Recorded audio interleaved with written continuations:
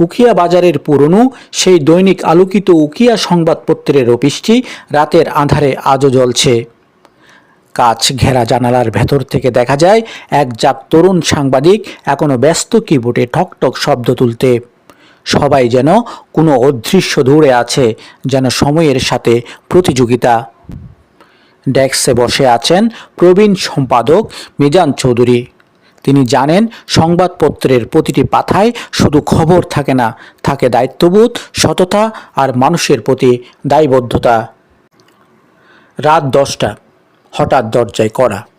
প্রবেশ করলেন মাঠ রিপোর্টার মাহি, ঘামে ভেজা, কাগজের নোটবুক হাতে, ক্লান্ত মুখে তবু তৃপ্তির ছাপ।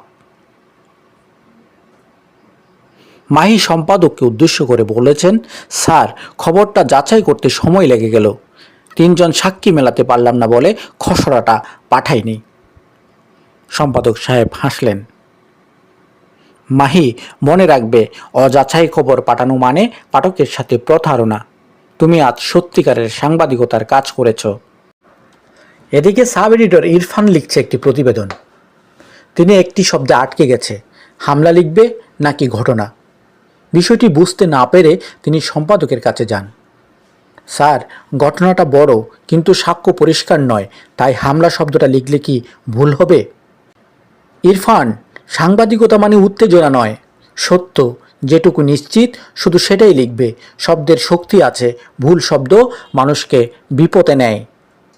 ইরফান মাথা নেড়ে আবার ডেস্কে ফেরে। রাত 12টা, শহর যখন ঘুমিয়ে, অফিস তখনও জেগে। সবাই অপেক্ষায়, আজকের পত্রিকা প্রেসে যাবে। চোখে ক্লান্তি, তবুও কারো মনে বিষাদ নেই, কারণ এটাই সাংবাদিকতার সৌন্দর্য। দিনের পর দিন, রাতের পর রাত সত্যের সেবা করা। হঠাৎ নতুন যুগ দেওয়া তরুণ রিপোর্টার আদিবা এসে দাঁড়ালো সম্পাদক মহাশয়ের সামনে। স্যার, সাংবাদিকতা আসলে কি? খবর সংগ্রহ, লেখা, বিশ্লেষণ, নাকি শুধু সত্য বলার চেষ্টা?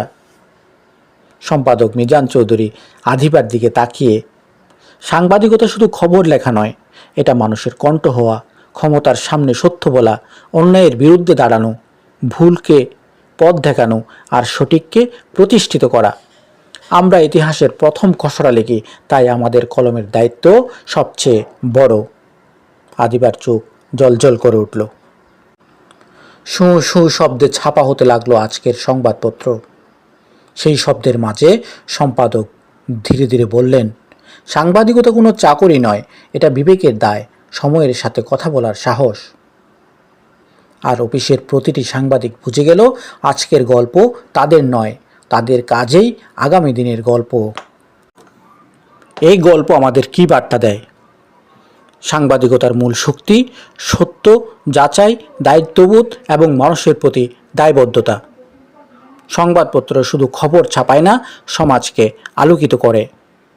সাংবাদিকতা মানে ভয়কে জয় করে সত্য বলা এবং ইতিহাসের প্রথম খসড়া তৈরি করা।